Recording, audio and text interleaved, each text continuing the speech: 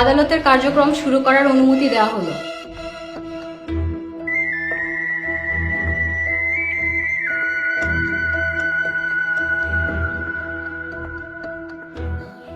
মহামান্য আদালত, এই সেই কুখ্যাত খুনি পাগলা মাসুম, যার দিন দুপুরে খুন করাই হচ্ছে পেশা।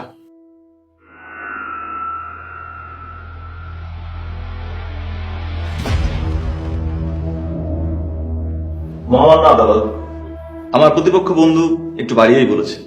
তদন্ত করে দেখা গেছে পাগলা মাসুমের নামে অনেকেই চাঁদাবাজি সন্ত্রাসী করেছে, কিন্তু কখনো কেউ হত্যা করতে দেখেনি। পাগলা মাসুম একটা ক্যারেক্টার, যার নাম ভাঙিয়ে মাফিয়া জগৎ ফায়দা উঠছে। আসলে মহামান্য আদালত, পাগলা মাসুম একটা আদর্শ ভাই, যার বোনদেরকে মানুষ করার জন্য নিজের জীবন বিলিয়ে দিয়েছে। মহামান্য আদালত, আমার প্রতিপক্ষ বন্ধু হয়তোবা ভুলে গিয়েছে যে খুন, ছিনতাই, সন্ত্রাসী ছাড়া কেউ মাফিয়া কিং হতে পারে না।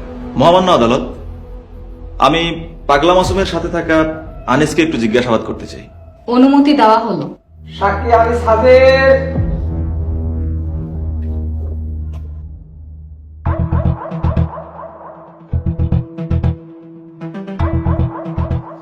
যাহা বলিব সত্য বলিব, সত্য বই মিথ্যা বলিব না।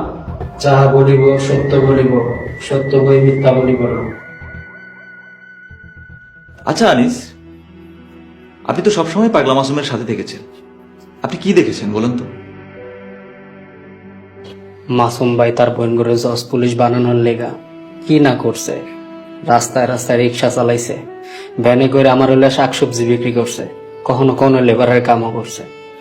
মাসুম ভাইয়ের মতন ভালা মানুষ আমি আর কোনোদিনও দেখি নাই। সে আজকে পাগলা মাসুম হয়েছে শুধু তার বোনের লেগা।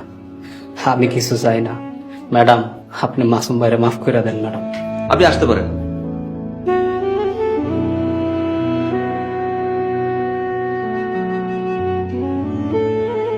মহামান্য আদালত, একটা ভাই তার বোনদের জন্য এত কিছু করতে পারে তা ইতিহাসে বিরল। বোনদেরকে হেফাজতে রাখতে অন্যায়ের বিরুদ্ধে রুখে দাঁড়ানোকে সন্ত্রাসী বলে না। আমি পাগলা মাসুমের মুক্তি চাই, দেশ চালানো না। মহামান্য আদালত, আমার কিছু কমনের আছে জজ সাহেব। অনুমতি দেওয়া হলো।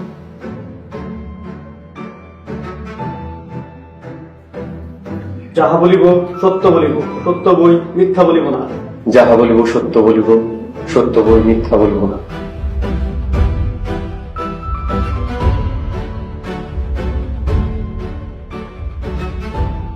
আপনি কি বলতে চান আদালতকে বলুন।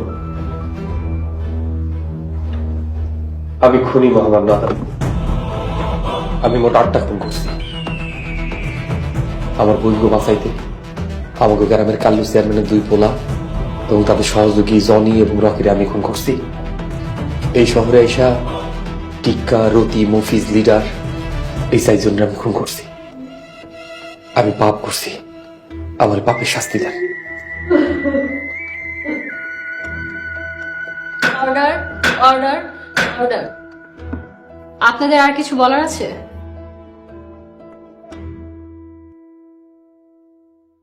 মহামান্য আদালত, আসামি যেহেতু দোষ স্বীকার করে নিয়েছেন, আমার আর কিছু বলার নেই।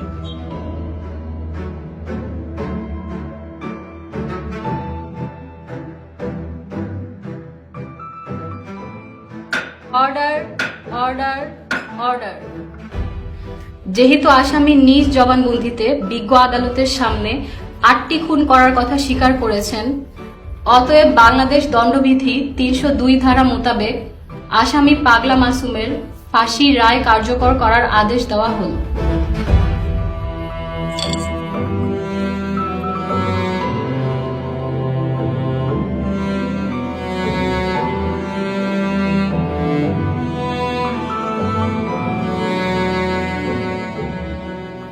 আজকের মতো আদালতের কার্যক্রম মুলতবি ঘোষণা করা হল।